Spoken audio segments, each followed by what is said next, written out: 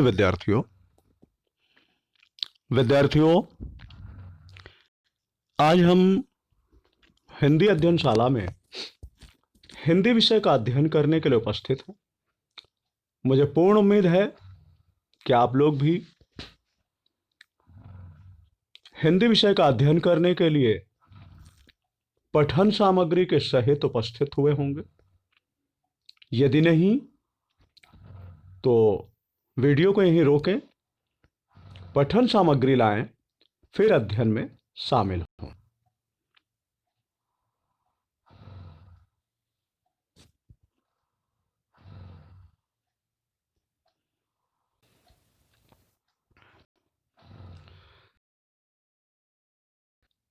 हिंदी व्याकरण से पाठ 5 संबंध बोधक अव्यय शीर्षक नामक पाठ का पठन पाठन एवं अभ्यास कार्य करेंगे।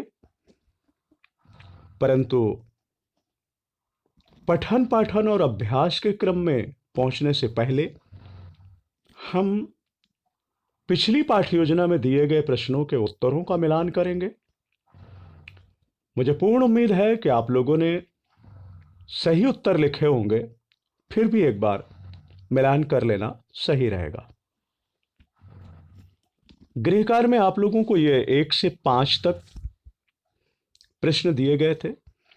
इन सभी प्रश्नों के उत्तर आपको हिंदी व्याकरण की नोटबुक में लिखना था। आप लोगों ने लिखा होगा। आइए मिलान करते हैं। पहले प्रश्न का उत्तर दिए गए वाक्यों में निम्नलिखित संबंध बोधक हैं।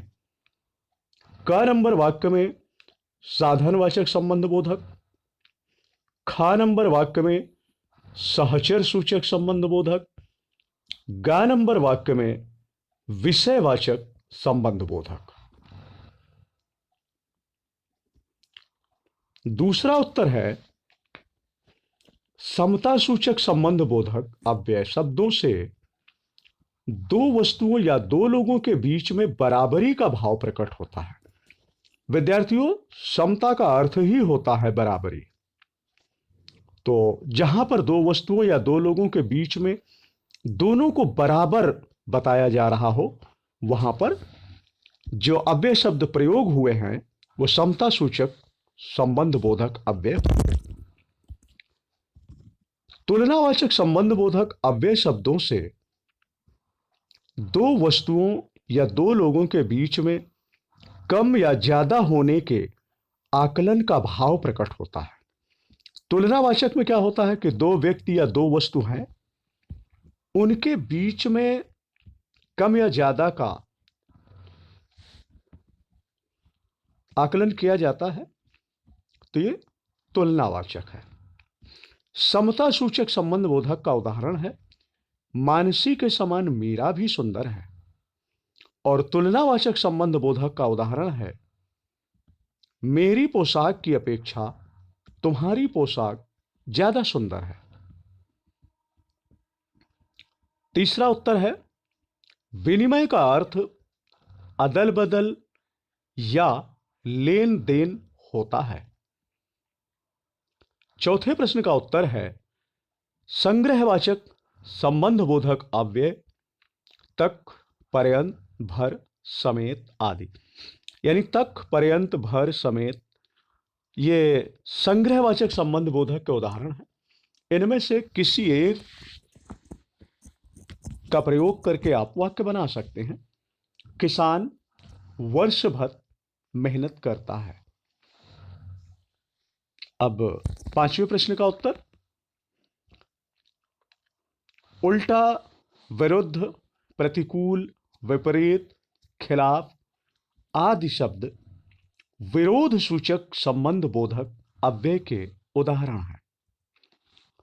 तो इस प्रकार ये 1 से 5 तक जो प्रश्न हमें गृह कार्य में दिए गए थे उन प्रश्नों के उत्तर हैं। मुझे पूर्ण उम्मीद है कि आप लोगों ने इसी प्रकार से इन प्रश्नों के उत्तर लिखे होंगे।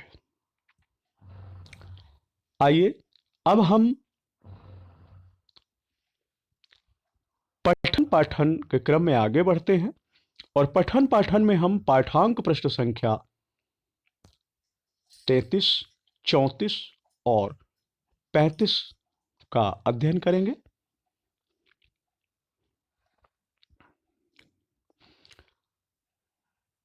पाठांक प्रश्न संख्या 33 में हम विनिमयवाचक संबंध बोधक शीर्षक तक पढ़ चुके हैं। अब हमें प्रयोग की दृष्टि से संबंध बोधक इस शीर्षक से आगे पढ़ना है। प्रयोग की दृष्टि से संबंध बोधक यह निम्नलिखित प्रकार के होते हैं। पहला, सविभक्ति संबंध बोधक। जो शब्द विभक्ति के साथ संज्ञा या सर्वनाम के बाद आते हैं उन्हें सविभक्ति संबंध बोधक कहते हैं। सविभक्ति का मतलब विभक्ति के सहित, मतलब ऐसे शब्द जिनके साथ में विभक्ति का प्रयोग किया गया है और उसके बाद वो संज्ञा या सर्वनाम के साथ आए हैं तो इन्हें सविभक्ति संबंध बोधक कहते हैं। जैसे संबंध बोधक है आगे, अब इसमें विभक्ति लगाई गई तो बन गया घर के आगे, पीछे, राम के पीछे, दूर, नगर से दूर, समीप, स्कूल के समीप, और उत्तर की ओर, पहले, लक्ष्मण से पहले, पास, राम के पास। ठीक, तो ये थे सविभक्ति संबंध बोधक के उदाहरण। दूसरा है निर्विभक्ति संबंध बोधक अव्यय। जो शब्द विभक्ति के बिना संज्ञा के बाद आते हैं उन्हें निर्विभक्ति संबंध बोधक कहते हैं। अभी आपने संबंध बोधक देखा कि जिनमें विभक्ति का प्रयोग था तो वो सविभक्ति थे। अब जो संबंध बोधक बताए जाएंगे उनमें विभक्ति का प्रयोग नहीं होगा, इसलिए वो निर्विभक्ति संबंध बोधक कहलाएंगे। तो निर्विभक्ति संबंध बोधक के उदाहरण हैं।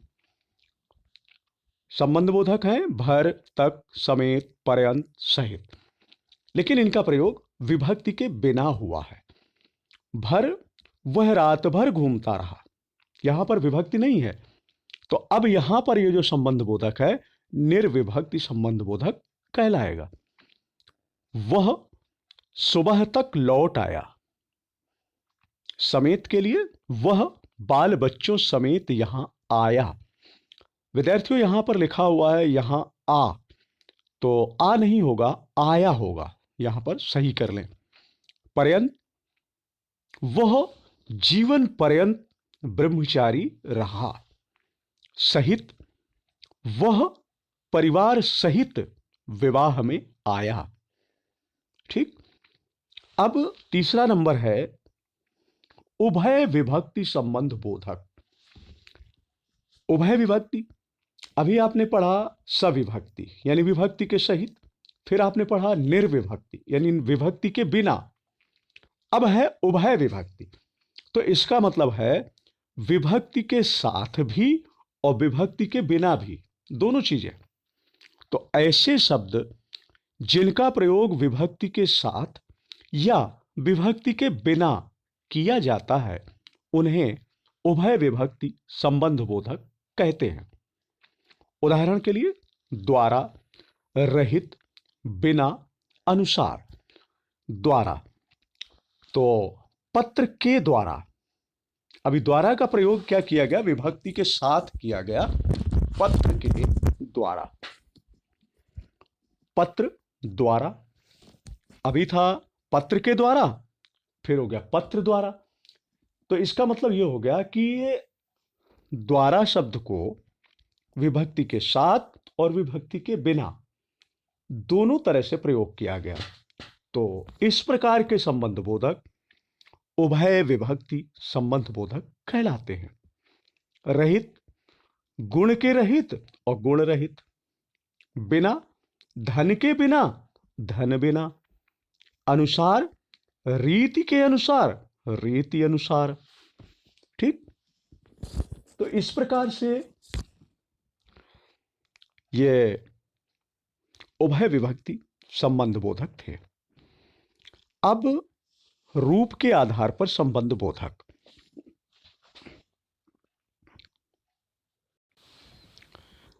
रूप के आधार पर संबंध बोधक के भेद यह निम्नलिखित प्रकार के होते हैं। पहला, मूल संबंध बोधक।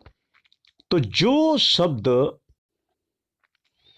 अन्य किसी शब्द से योग नहीं बनाते बल्कि अपने मूल रूप में रहते हैं, उन्हें मूल संबंध बोधक कहते हैं। उदाहरण के लिए बिना, समेत, तक, ये मूल संबंध बोधक शब्द हैं।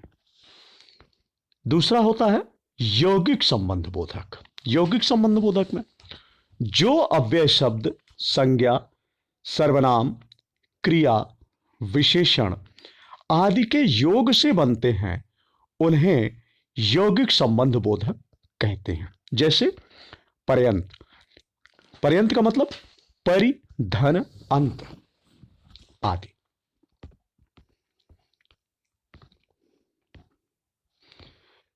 क्रिया विशेषण और संबंध बोधक में अंतर। आइए, क्रिया विशेषण और संबंध बोधक में क्या अंतर है, इसको जान लें। कुछ कालवाचक और स्थानवाचक क्रियाओं का प्रयोग संबंध बोधक के रूप में किया जाता है। जब इनका प्रयोग संज्ञा और सर्वनाम के साथ किया जाता है, तब ये संबंध बोधक होते हैं। लेकिन जब इनके द्वारा क्रिया की विशेषता प्रकट होती है, तब ये क्रिया विशेषण होते हैं। जैसे अंदर जाओ, दुकान के भीतर जाओ, उसके सामने बैठो, स्कूल के सामने मेरा घर है, घर के भीतर सुरेश है आदि। संबंध बोधक शब्दों का प्रयोग जब अलग से करते हैं तो उनका अपना अर्थ होता है, क्योंकि ये अव्यय संज्ञा विशेषण, संज्ञा, विशेषण, क्रिया तथा क्रिया विशेषण से बने होते हैं। इसलिए इनके प्रयोग में कई बार भूल भी हो जाती है। संबंध बोधक अव्यय संज्ञा या सर्वनाम के साथ प्रयुक्त होकर उसका संबंध वाक्य के अन्य शब्दों के साथ बताते हैं, परंतु क्रिया विशेषण शब्द वाक्य में प्रयुक्त क्रिया की विशेषता बताते हैं।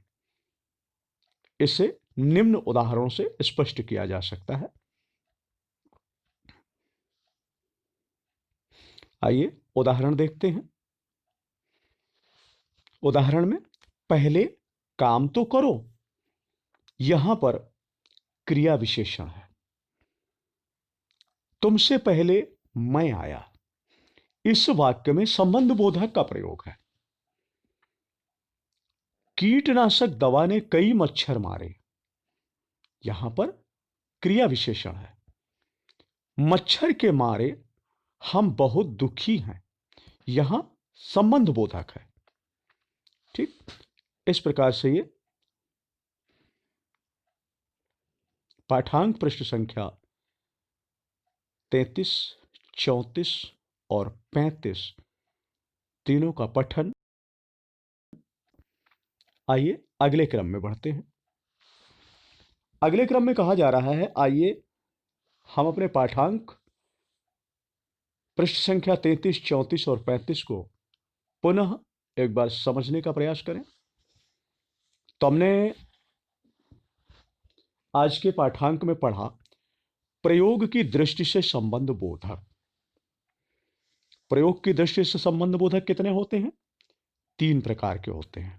पहला सविभक्ति संबंध बोधक, दूसरा निर्विभक्ति संबंध बोधक और तीसरा उभय विभक्ति संबंध बोधक। अब सविभक्ति संबंध बोधक क्या होता है? तो सविभक्ति संबंध बोधक वह होता है जो अव्यय शब्द विभक्ति के साथ संज्ञा या सर्वनाम के बाद आते हैं, उन्हें सविभक्ति संबंध बोधक कहते हैं।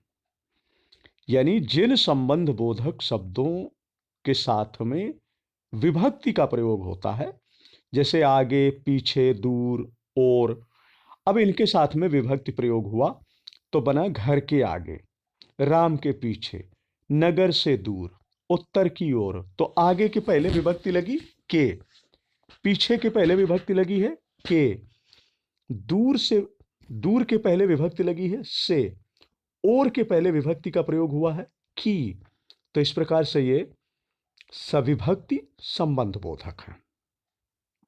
दूसरा था निर्विभक्ति संबंध बोधक, अर्थात जो अव्यय शब्द विभक्ति के बिना संज्ञा के बाद आते हैं उन्हें निर्विभक्ति संबंध बोधक कहते हैं। विद्यार्थियों, यहां पर लिखा है निर्णय भक्ति, निर्णय भक्ति नहीं है, निर्विभक्ति। आप ऊपर देख रहे हैं हेडिंग में निर्विभक्ति संबंध बोधक लिखा हुआ है, तो वही शब्द यहां पर भी होगा, निर्विभक्ति संबंध बोधक।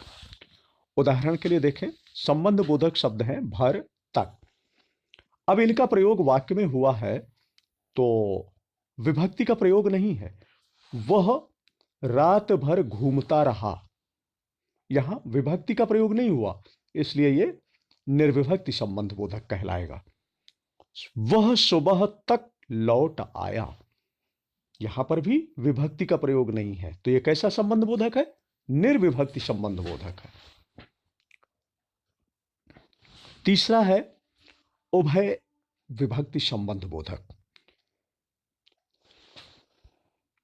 ऐसे अव्यय शब्द जिनका प्रयोग विभक्ति के साथ या विभक्ति के बिना किया जा सकता है उन्हें उभय विभक्ति संबंध बोधक कहते हैं।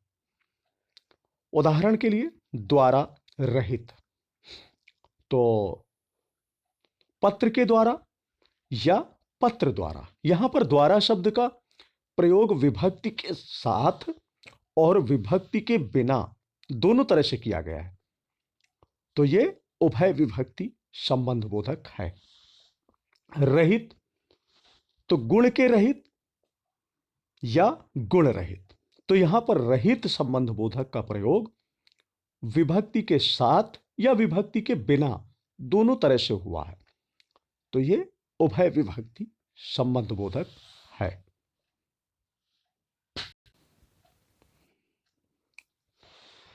अगला है रूप के आधार पर संबंध बोधक। तो यह रूप के आधार पर दो प्रकार के संबंध बोधक होते हैं। पहला मूल संबंध बोधक, दूसरा यौगिक संबंध बोधक। मूल संबंध बोधक क्या होता है? जो अव्यय शब्द किसी अन्य शब्द से योग नहीं बनाते बल्कि अपने मूल रूप में ही रहते हैं उन्हें मूल संबंध बोधक कहते हैं। उदाहरण के लिए बिना, समेत, तक आदि, ये मूल संबंध बोधक हैं। दूसरा है यौगिक संबंध बोधक। यौगिक संबंध बोधक क्या होते हैं? जो अव्यय शब्द संज्ञा, सर्वनाम, क्रिया, विशेषण आदि के योग से बनते हैं उन्हें यौगिक संबंध बोधक कहते हैं। उदाहरण के लिए पर्यंत, पर्यंत, परि, धन, अंत, तो ये यौगिक संबंध बोधक है। विद्यार्थियों, यहां पर दिया हुआ है उन्हें यौगिक संबंध बोधक कहते हैं, तो यौगिक शब्द नहीं है, यौगिक शब्द है। जैसे ऊपर हेडिंग में यौगिक लिखा हुआ है उसी तरह यहां नीचे भी है, उन्हें यौगिक संबंध बोधक कहते हैं, सुधार लेंगे। इसके बाद क्रिया विशेषण और संबंध बोधक में अंतर। तो क्रिया विशेषण और संबंध बोधक में बहुत ही सूक्ष्म अंतर होता है, उसे आपको ध्यान देने की जरूरत है। जैसे बताया गया कि कालवाचक और स्थानवाचक क्रियाओं का प्रयोग जब संज्ञा और सर्वनाम के साथ किया जाता है तो वे संबंध बोधक बन जाते हैं या संबंध बोधक होते हैं, और जब इनके द्वारा क्रिया की विशेषता प्रकट होती है तब यह क्रिया विशेषण हो जाते हैं। कालवाचक और स्थानवाचक क्रियाओं का प्रयोग जब संज्ञा और सर्वनाम के साथ किया जाता है तब ये संबंध बोधक होते हैं, और जब इन क्रियाओं का प्रयोग हम क्रिया की विशेषता को प्रकट करने के लिए करते हैं तो वो क्रिया विशेषण बन जाता है। ये इन दोनों में अंतर है।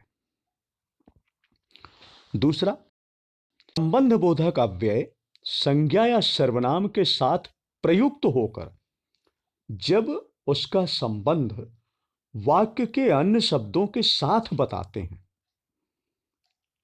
परंतु क्रिया विशेषण शब्द वाक्य में प्रयुक्त क्रिया की विशेषता बताते हैं। तो यदि संबंध बोधक शब्द है तो वह संज्ञा या सर्वनाम के साथ जुड़ करके उनका संबंध वाक्य के किसी अन्य शब्द के साथ बताएंगे। तो जब ये स्थिति होती है तो वहां संबंध बोधक होता है। परंतु यही अव्यय शब्द जब क्रिया की विशेषता प्रकट करने लगते हैं, विशेषता को बताने लगते हैं, तो फिर ये संबंध बोधक नहीं, क्रिया विशेषण बन जाते हैं। ठीक, ये अंतर होता है संबंध बोधक और क्रिया विशेषण। उदाहरण, पहले काम तो करो, इस वाक्य में क्रिया विशेषण है। तुमसे पहले मैं आया, इस वाक्य में संबंध बोधक का प्रयोग है। कीटनाशक दवा ने कई मच्छर मारे, यहां क्रिया विशेषण। मच्छर के मारे हम बहुत दुखी हैं, यहां संबंध बोधक है। आइए अगले क्रम में बढ़ते हैं। अब लिखित कार्य की ओर बढ़ेंगे। विद्यार्थियों, पाठांक हमारा यहीं पर समाप्त हो गया है। अब हमें कुछ गृह कार्य के रूप में कार्य को करना है। तो यहां पर आपको 1 से 5 तक प्रश्न दिए जा रहे हैं। इन प्रश्नों के उत्तर, प्रश्न एवं इनके उत्तर हिंदी व्याकरण की नोटबुक में लिखेंगे। प्रश्न ध्यान से पढ़ें, समझें और प्रश्न एवं उत्तर हिंदी व्याकरण की नोटबुक में लिखें। इन प्रश्नों के उत्तर को लिखने के लिए आपको पाठांक प्रश्न संख्या 33, 34 पुनः पढ़ना पड़ेगा। वीडियो को ध्यान से देखना और समझना पड़ेगा। आराम से प्रश्नों के उत्तर आप लिख सकते हैं। ध्यान दें, हिंदी व्याकरण का कार्य हिंदी व्याकरण की नोटबुक में ही लिखें, इधर उधर किसी अन्य नोटबुक में ना लिखें। और इसी के साथ ही आज का अध्ययन क्रम यहीं समाप्त होता है। मिलते हैं